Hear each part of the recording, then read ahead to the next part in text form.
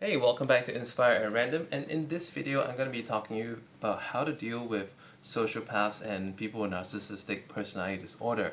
And as you can notice, I actually turned my shirt inside out.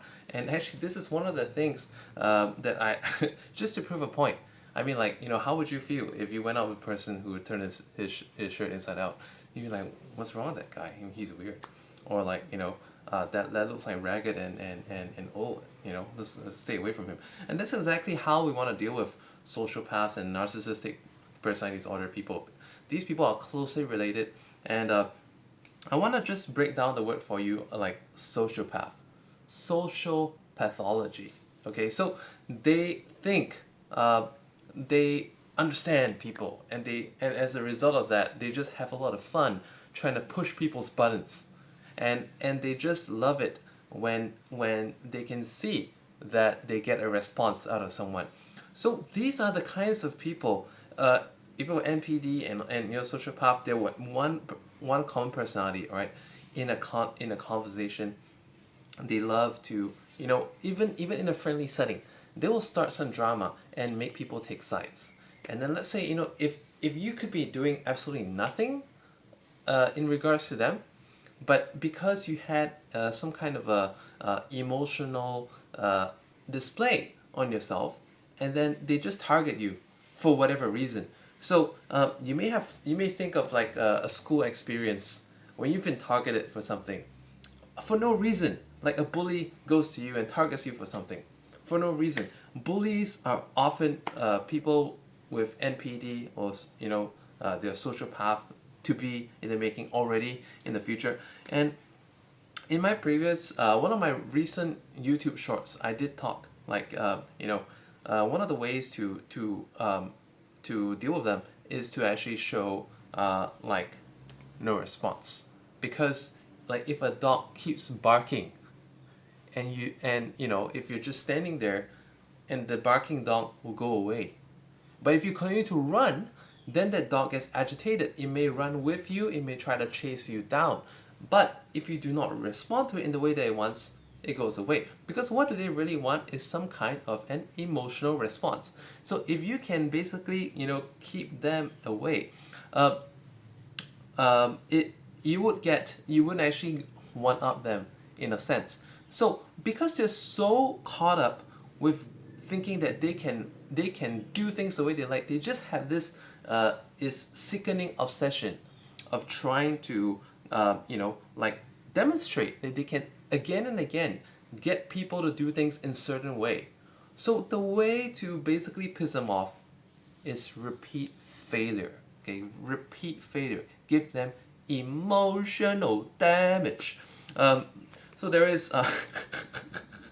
Okay, so one of the ways to deal them some emotional damage is like to be the opposite of what they want.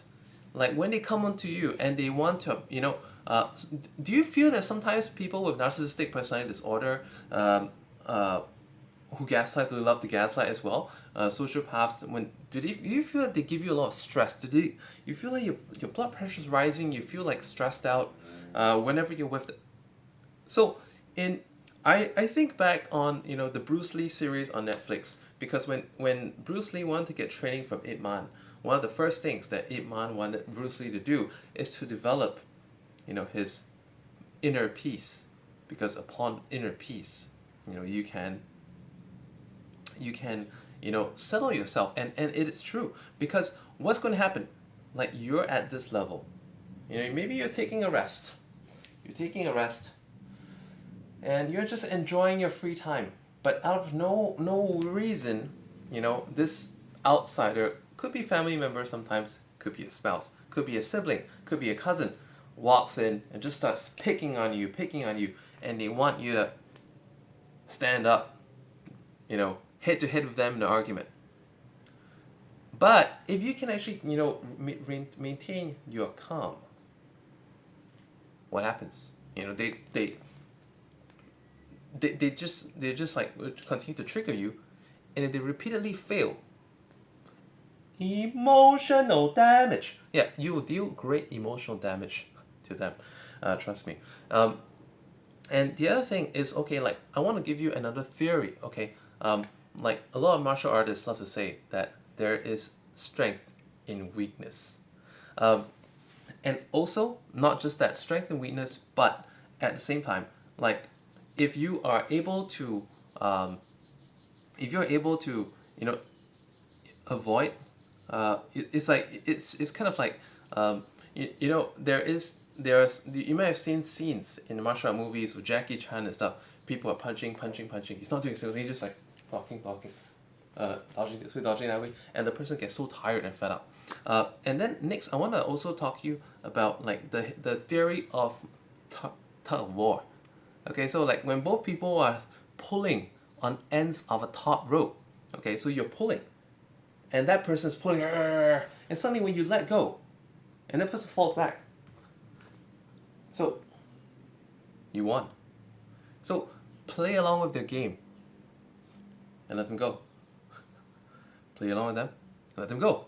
And then when they have this inner payoff that they have been able to one up you by controlling this conversation, controlling the event, and you suddenly release them. And pisses them off like crazy.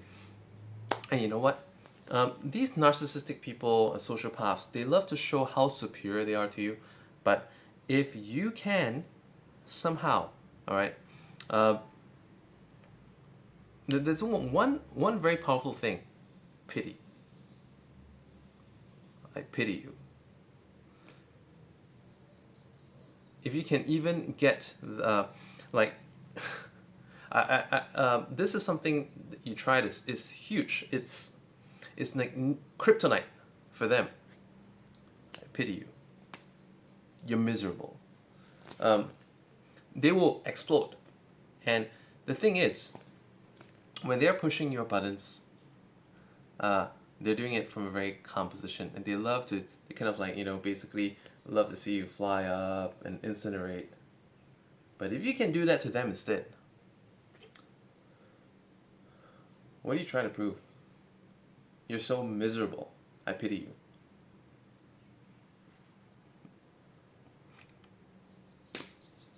Try it. It's fun.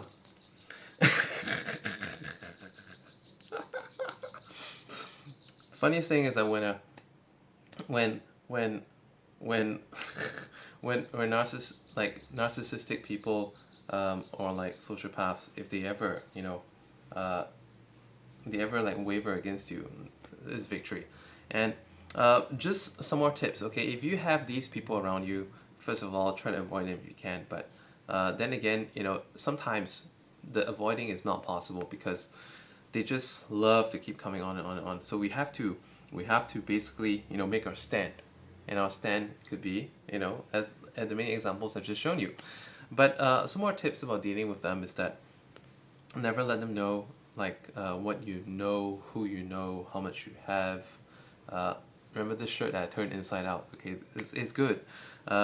Like, because these people, they love to know like what kind of connections that you have, so they can manipulate you and just use your connections, use your resources, your cash, money, trick you into doing stuff, you know, pretend to be your friend and stuff like that. But just be very unreadable, and when they love to have conversations, just keep changing the topic, you know. Like if you have to go for these like gatherings with some of these characters that you don't like, but unfortunately they're there. Sometimes it could be because of work, right? At work you can't run away from it unless you change companies, but these idiots are everywhere, right? So you have to deal with them, you know. Just if they just, you know, starting to ramble, then you just basically just keep switching things up, you know, switching things up, and at some point they would kind of you know, they're unable to show their expertise in the topic and they just fall off in the discussion, or you know, just keep things unimportant, like yeah, my gaslighter wife started to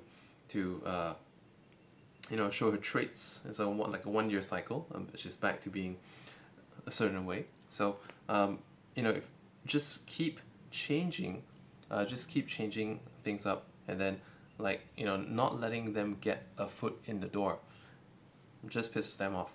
And like, let's say, you know, sometimes I rather let let her think that I'm just completely nonsensical, and then she would just leave me alone, which is good. So same thing for people at work, whatever. Like let her think you're this guy who knows nothing, whatever.